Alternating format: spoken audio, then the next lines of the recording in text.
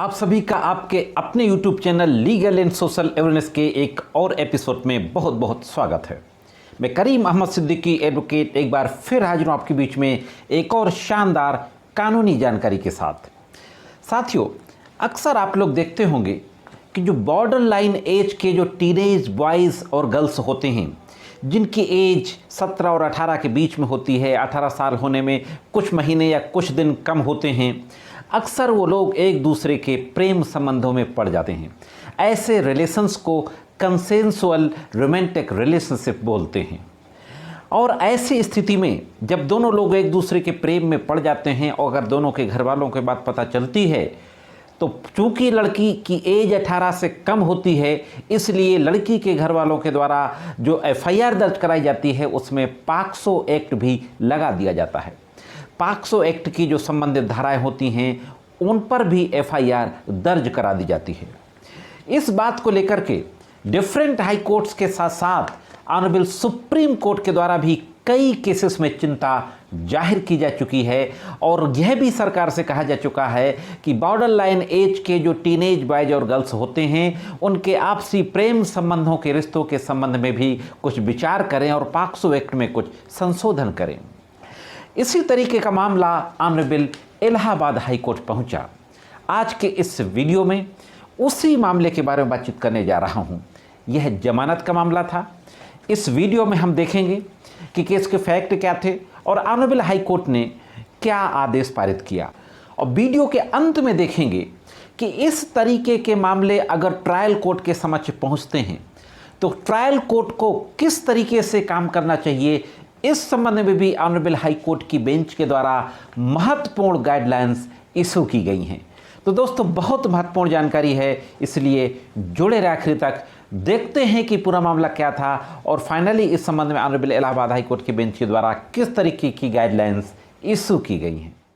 साथ ही उस मामले के फैक्ट ये थे, जो मामला इलाहाबाद हाई कोर्ट पहुंचा, कि एक व्यक्ति के द्वारा यह आरोप लगाते हुए एक FIR दर्ज कराई जाती है कि उसकी नाबालिग बेटी को जून 2023 में एक लड़का बहला फुसला करके भगा ले जाता है और उसके साथ दुष्कर्म की घटना को अंजाम देता है। तो 363, 366, 376 के साथ साथ पॉक्सो एक्ट में भी FIR दर्ज कराई जाती है। सेक्शन 5J और 2/6 पॉक्सो एक्ट, पूरी डिटेल आपकी स्क्रीन पर है। FIR दर्ज होने के बाद उस आरोपी लड़के की गिरफ्तारी होती है, लड़की की भी बरामदगी होती है और बरामदगी करने के बाद लड़की का 164 का स्टेटमेंट भी दर्ज होता है और लड़की के मेडिकल के संबंध में उसका ऑसिफिकेशन टेस्ट भी होता है, जो उम्र का जो मेडिकल होता है। और ये सब होने के बाद लड़के की जब बेल ट्रायल कोर्ट में डाली जाती है तो ट्रायल कोर्ट के द्वारा उस जमानत एप्लीकेशन को निरस्त कर दिया जाता है। इसके बाद आरोपी की तरफ से इलाहाबाद हाई कोर्ट के समक्ष जमानत की याचिका दाखिल की जाती है।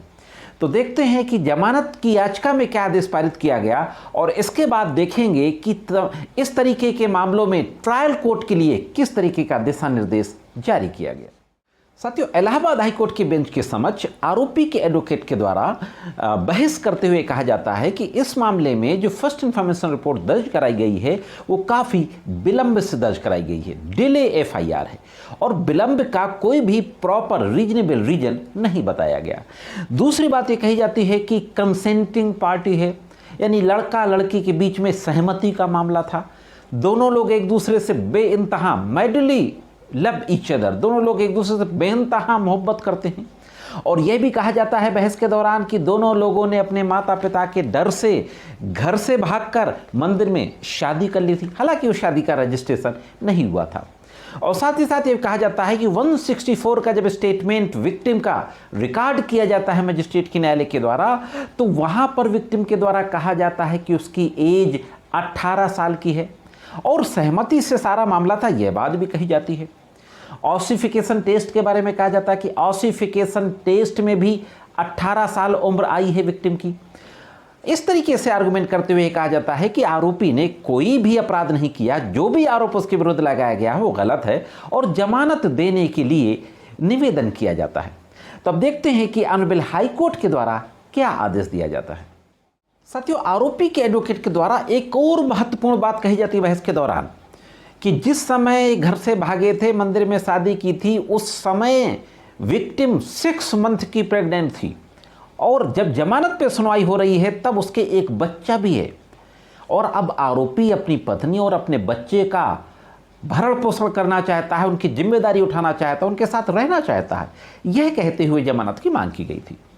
अब इलाहाबाद हाईकोर्ट की बेंच के द्वारा सारी बातों को देखा जाता है, पूरी केस डायरी को जो भी उस समय तक उपलब्ध थी उसको देखने के बाद महत्वपूर्ण जो क्रिमिनल जूरिस्प्रूडेंस का जो प्रिंसिपल है उसकी बात कही जाती है, presumption of innocence, presumption of innocence unless proving guilty. जब तक दोष सिद्ध ना हो जाए तब तक निर्दोष है। बेल के नियम की बात कही जाती है, bail is rule, jail is exception. जमानत नियम है और जेल अपवाद है। जमानत के उद्देश्य की भी बात की जाती है। Settled principle of law that the object of the bail to secure the attendance of the accused at the trial. जमानत का जो उद्देश्य है, जो मकसद है, विचारण के दौरान आरोपी का विचारण न्यायालय के समक्ष उपस्थिति सुनिश्चित करना है। साथ ही साथ संविधान के अनुच्छेद 21 की बात भी कही जाती है। 21 में right to life and personal liberty मौलिक अधिकार के रूप में दिए हुए हैं। और जब किसी व्यक्ति को अरेस्ट किया जाता है, जेल भेजा जाता है, तो उसकी पर्सनल लिबर्टी को कर्टेल कर दिया जाता है। तो इसके महत्व पर भी चर्चा की जाती है। सत्येंद्र कुमार अंतले का जो सुप्रीम कोर्ट का केस है उसका भी जिक्र किया जाता है। सत्येंद्र कुमार अंतले केस पर मैंने ऑलरेडी वीडियो बनाया था, उसका लिंक मैं आई बटन में दे दूंगा, आप डिटेल में देखना चाहें तो उसे देख सकते हैं। और इन तमाम बातों को कहते हुए नॉर्मल जो कंडीशंस होती हैं जमानत पे कि गवाहों को डराएगा धमकाएगा नहीं, ट्रायल पे सहयोग करेगा, अननेसेसरी एडजॉर्नमेंट नहीं देगा, इन शर्तों के साथ साथ यह शर्त भी लगाई जाती है कि अपनी बच्ची के नाम 2 लाख रुपए की एफडी करे और इस शर्त के साथ जमानत पर रिलीज करने का आदेश पारित कर दिया जाता है। अब दोस्तों हम देखेंगे कि ट्रायल कोर्ट के लिए इसी जमानत आदेश में ऑनरेबल इलाहाबाद हाई कोर्ट की बेंच के द्वारा जो कंसेंसुअल रोमांटिक रिलेशनशिप हैं, जो टीनेज बॉयज और गर्ल्स के बीच में, बॉर्डर लाइन एज के बॉयज और गर्ल्स के बीच में जो आपसी सहमति से रिलेशंस बन जाते हैं, प्रेम संबंध बन जाते हैं, उन मामलों में विचारण न्यायालय को क्या देखना चाहिए, इस संबंध में जो महत्वपूर्ण गाइडलाइन जारी की गई वो क्या है, उन पर भी एक नज़र डाल लेते हैं। साथियों, आगे इस तरीके के मामलों में न्यायालय को क्या देखना चाहिए, किस तरीके से बॉर्डर लाइन एज के टीनेज गर्ल्स और बॉयज के मामलों को डील करना चाहिए, उस संबंध में जो महत्वपूर्ण गाइडलाइन जारी की गई, पहली गाइडलाइंस ये है कि संदर्भ का आकलन करें। प्रत्येक मामले का मूल्यांकन उसके व्यक्तिगत तथ्यों और परिस्थितियों के आधार पर किया जाना चाहिए। रिश्ते की प्रकृति और दोनों पक्षों के इरादों की सावधानी पूर्वक जांच करनी चाहिए। महत्वपूर्ण बात कही। दूसरी बात कही कि पीड़ित के बयान पर विचार करें, विक्टिम जो है उसके स्टेटमेंट पर विचार करें। कथित पीड़ित के बयान पर उचित विचार किया जाना चाहिए। यदि रिश्ता सहमति से बना है और आपसी स्नेह पर आधारित है तो इसे जमानत और अभियोजन से संबंधित निर्णयों में शामिल किया जाना चाहिए। तीसरी बात कही, न्याय की विकृतियों से बचें। रिश्ते की सहमति की प्रकृति को अनदेखा करने से गलत परिणाम हो सकते हैं। हाँ दोस्तों, महत्वपूर्ण बात कही कि अगर आप सहमति को अनदेखा करते हैं तो इसके गलत परिणाम हो सकते हैं, जैसे गलत कारावास।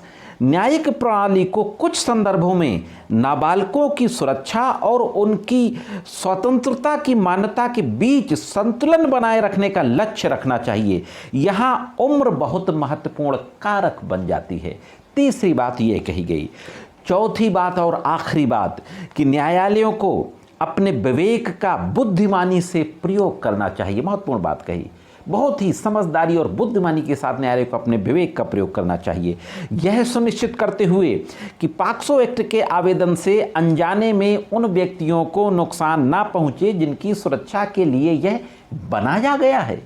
पॉक्सो एक्ट नाबालिगों की सुरक्षा के लिए ही तो बनाया गया है, और नाबालिग सिर्फ गर्ल्स नहीं, नाबालिग गर्ल्स और नाबालिग बॉयज़ दोनों के, माइनर बॉयज़ और गर्ल्स के प्रोटेक्शन के लिए बनाया गया है। तो कोर्ट ने कहा कि कहीं ऐसा ना हो कि जिनकी सुरक्षा के लिए बनाया गया है उन्हीं को नुकसान पहुंचे। कुल मिला के जो लबाब निकला जो ऑनरेबल इलाहाबाद हाई कोर्ट की बेंच के इस डायरेक्शन का कि जहां पर आपसी सहमति से teenage, border line age boys और गर्ल्स का मामला पहुंचता है तो उनके रिश्तों की गंभीरता, उनके इरादों, उनकी सहमति, इन तमाम चीज़ों को ध्यान में रखते हुए आदेश पारित किया जाना चाहिए।